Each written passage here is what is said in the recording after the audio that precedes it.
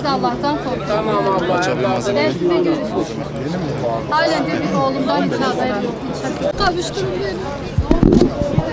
Ben fazla kalamıyorum. Engelli çocuğum var. Lütfen hepinize yalvarıyorum. Ne olur. Bir duyan bir gören varsa oğlumdan bir haber bekliyorum. Lütfen. Ölüsüyle dirisiyle istiyorum oğlumun lütfen. Bir gören bir duyan varsa. Allah kimse evladına sınamasın. Kayıp her gün bir ölümdür. Bu anneler beni anlıyor, biliyor, babalar, anneler. Kayıp her gün bir ölümdür. Hani bir ölüsü bile olsa mezarına gider bir dua edersin dersin oğlum buradadır biliyorum ama kayıp her gün bir ölümdür. İşe yolculadım oğlumu sabah işe yolculadım, işe gitti. Akşam eve dönmedi. Yani babasıyla tartışmıştı. Başka bir sorunu yoktu yani. Evin bütün yükü ondaydı. Babası biraz rahatsızdı, çalışamıyordu daha önce.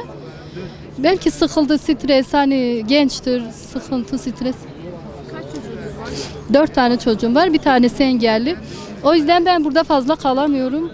Yani o yüzden bugün inşallah sesimi bir duyan, bir gören olur.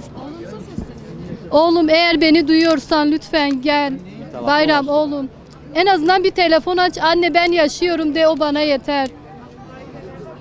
Yani bekliyorum 2 yıldır her gün gelecek diye gömleklerini ütülüyorum. Odasını hazırlıyorum. Sevdiği yemekleri yapıyorum.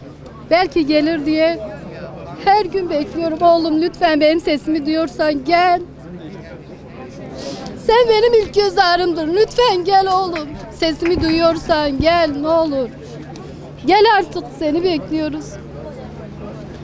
Engelli kardeşim de seni bekliyor. Hep fotoğrafına bakıyor, abi abi diyor.